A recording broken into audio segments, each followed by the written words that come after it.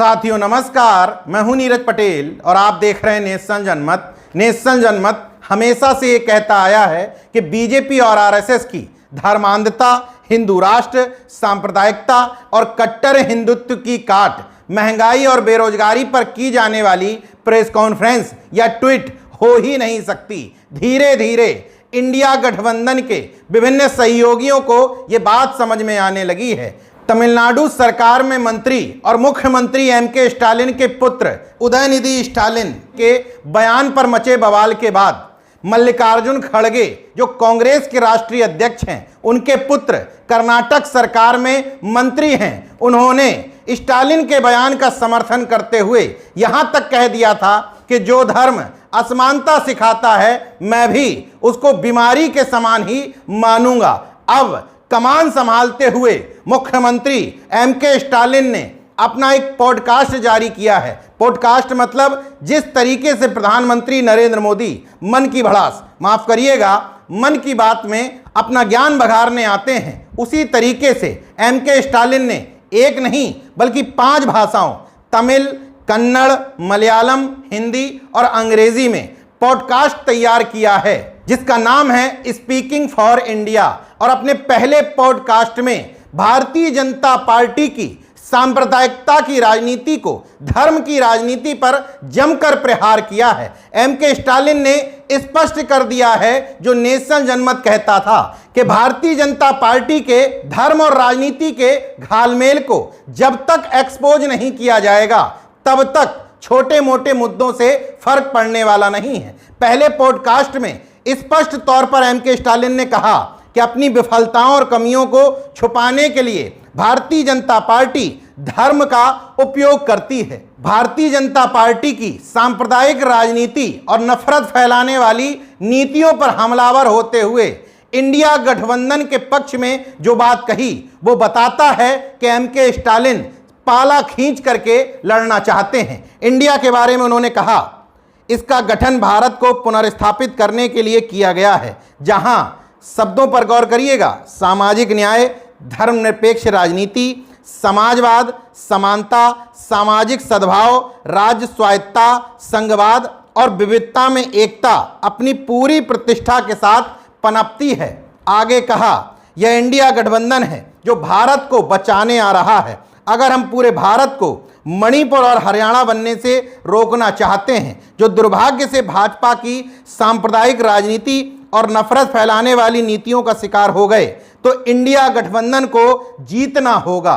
इसके अलावा मोदी सरकार की तानाशाही पर हमला बोलते हुए उन्होंने कहा कि ये सरकार राज्यों की पहचान और अधिकारों को नष्ट कर रही है, संवैधानिक संस्थानों का दुरुपयोग कर रही है। कुल मिलाकर के अंधभक्तों, दक्षिणपंथियों, संघियों, भाजपाइयों के हमलों का जवाब देते हुए उन्होंने अपने बेटे के बयान का इनडायरेक्ट समर्थन ही कर दिया है। अकेले एमके स्टालिन नहीं, बल्कि इंडिया में शामिल तमाम दल इस बात को समझ चुके हैं कि बीजेपी के कट्टर हिंदुत्व की पिच की काट सॉफ्ट हिंदुत्व नहीं, बल्कि जनता को यह समझाना है कि धर्म के नाम पर राजनीति करते हैं। इस वीडियो को जरा गौर से देखिए। ममता बनर्जी स्पष्ट तौर पर दिखाई दे रहा है कि वो तिलक लगाने से इनकार कर देती हैं। वजह क्या है ये तो नहीं कहा जा सकता, लेकिन बीजेपी ने इस पर हमला बोला है। ममता बनर्जी की तरफ से इस पर कोई सफाई नहीं आई है।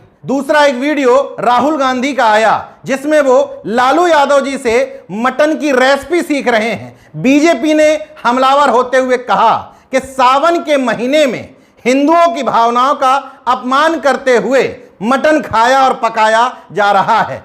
इस मामले में भी आरजेडी और कांग्रेस बैकफुट पर नहीं आई, बल्कि बीजेपी पर बुरी तरीके से हमलावर हो गई। लालू जी की बेटी रोहिणी आचार्य ने स्पष्ट तौर पर बीजेपी को नरभक्षी और बलात्कारी पार्टी तक बता दिया। सबसे हैरतअंगेज बयान कांग्रेस के प्रदेश प्रवक्ता असित नाथ तिवारी का आया। उन्होंने बीजेपी को धर्म का ज्ञान न होने की नसीहत देते हुए कहा, वेज नॉनवेज का सावन और भादों से क्या लेना देना, जीव क्या सावन में जीव रहता है और भादों में फल हो जाता है।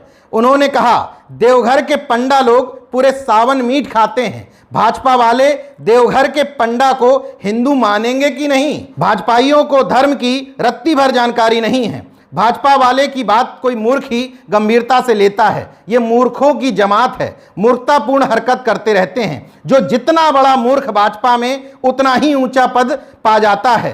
करने दीजिए मूर्खता का प्रदर्शन।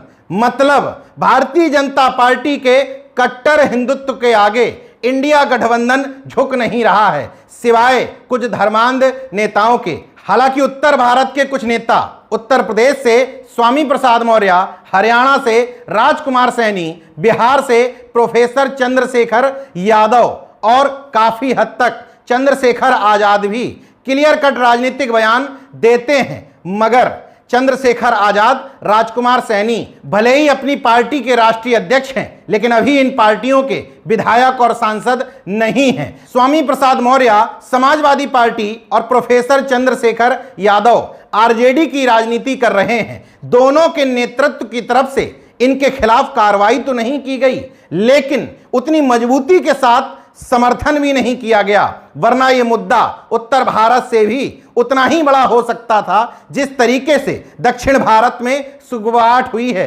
कांग्रेस के राष्ट्रीय अध्यक्ष मल्लिकार्जुन खड़गे के बेटे प्रियंक खड़गे का बयान सामान्य नहीं है। प्रियंक खड़गे ने कहा था, कोई भी धर्म जो समानता को बढ़ावा नहीं देता या आपके इंसान होने की गरिमा सुनिश्चित नहीं करता, वह धर्म नहीं है। मेरे अनुसार कोई भी धर्म जो समान अधिकार नहीं देता या आपके साथ इंसानों जैसा व्यवहार नहीं करता, वह बीमारी के समान ही है।